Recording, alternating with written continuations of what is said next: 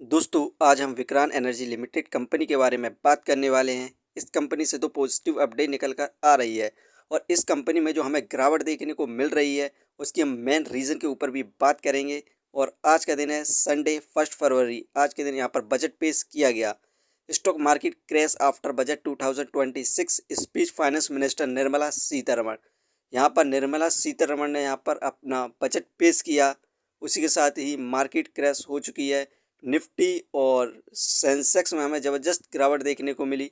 आज के दिन निफ्टी 50 में हमें 2.33% की गिरावट देखने को मिल रही है। 593 पॉइंट नीचे चला गया, 24,825 पर आ चुका है।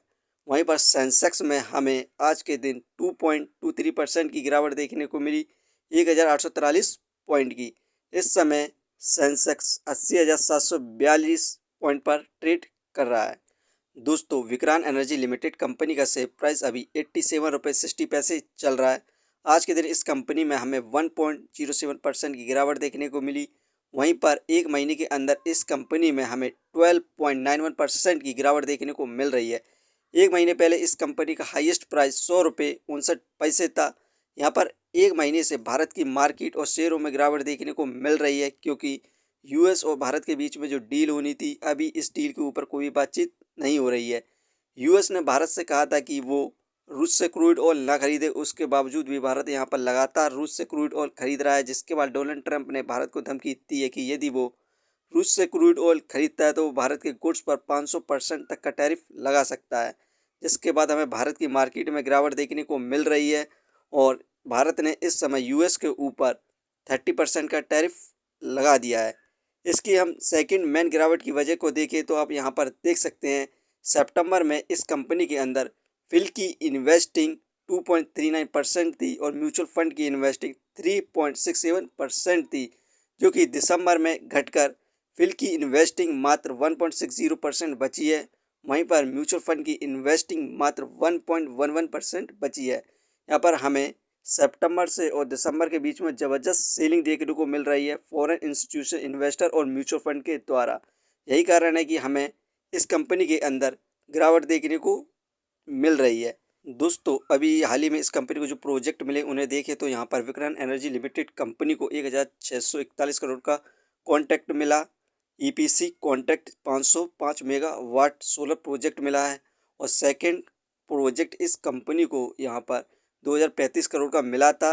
ये कॉन्ट्रैक्ट इसे ओनिक्स रिन्यूएबल एनर्जी कंपनी के द्वारा मिला था, जिसमें इस कंपनी को 600 मेगावाट का सोलर प्लांट लगाना था। इसे फिनिश करने की टाइमिंग 12 मंथ है। इस कंपनी के अंदर ईपीसी का कार्य करना था और थर्ड ऑर्डर इस कंपनी को एनटीपीसी रिन्यूएबल एनर्जी से मिला था 400 मेगावाट एसी सोलर प्रोजेक्ट। और ये प्रोजेक्ट इस कंपनी को चित्रकूट उत्तर प्रदेश में लगाना है। इसे भी ख़त्म करने की टाइमिंग 12 मंथ है। इस कंपनी को 3 अभी हाल ही में प्रोजेक्ट मिले जिससे फिनिश करने की टाइमिंग यहाँ पर 12 मंथ है। 1 साल के अंदर कंप्लीट कर देना होगा। तो आप इस कंपनी को लॉन्ग टर्म के लिए कंसीडर कर सकते हैं और अच्छे खासे रिटर्न प्राप्त कर सकते हैं। फाइनेंशियली देखें क्वार्टरली बेसिस पर तो जून में 4 करोड़ का प्रॉफिट गेन किया, सितंबर में 2 करोड़, मार्च में इंक्रीज़ हुआ 38 करोड़ रहा, जून में कम हुआ 6 करोड़ हुआ, सितंबर इंक्रीज़ हुआ 9 करोड़ हुआ। अब कुछ दिनों बाद इस कंपनी का नेक्स्ट क्वार्टर का रिजल्ट आने वाला है। उसमें यदि कंपनी प्रॉफिट गेन करती है तो हमें इस कंपनी में दोबारा से तेज़ी देखने को मिलने की संभावना है और कंपनी के अंदर म्यूचुअल फंड और फिल की इन्वेस्टिंग भी देखने को मिल सकती है। फंडामेंटली देखिए इस कंपनी को हम फंडामेंटली देखें तो मार्केट कैपिटलाइजेशन 2,283 करोड़, जो कि बहुत कम है इसके प्राइस के हिसाब से। डेप्थ ऑफ इक्विटी 0.27, इस कंपनी पर कर्ज है।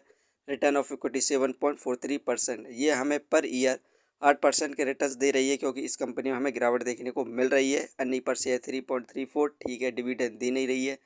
बुक वैल्यू 45, ये शेयर इस समय बुक वैल्यू से हाई प्राइस पर मिल रहा है। Face value 1। दोस्तों ये कंपनी फाइनेंशियली और फंडामेंटली बेस्ट है, लेकिन इस कंपनी में यहाँ पर ज़बरदस्त सेलिंग देखने को मिली म्यूचुअल फंड और फिल के द्वारा। यही कारण है कि हमें कंपनी के शेयर में गिरावट देखने को मिल रही है। यदि नेक्स्ट क्वार्टर में ये कंपनी प्रॉफिट गेन करती है तो हमें दोबारा से तेज़ी देखने को मिलेगी। तो आप इस कंपनी को लॉन्ग टर्म के लिए कंसीडर कर सकते हैं और अपने शेयर को होल्ड करके रख सकते हैं। ये वीडियो सिर्फ एजुकेशन पर्पज़ के लिए थी। यदि आप किसी भी कंपनी या स्टॉक्स पर इन्वेस्ट करते हैं तो एक बार अपने फाइनेंशियल और एक्सपर्ट की सलाह जरूर लें। कभी भी लोन लेके इन्वेस्टमेंट ना करें, वरना आप भारी मुसीबत में पड़ सकते हैं। कंपनी के बारे में जानकारी सही लगी हो तो अपने चैनल को सब्सक्राइब करें, जिसका नाम है स्टॉक एनालिसिस। धन्यवाद।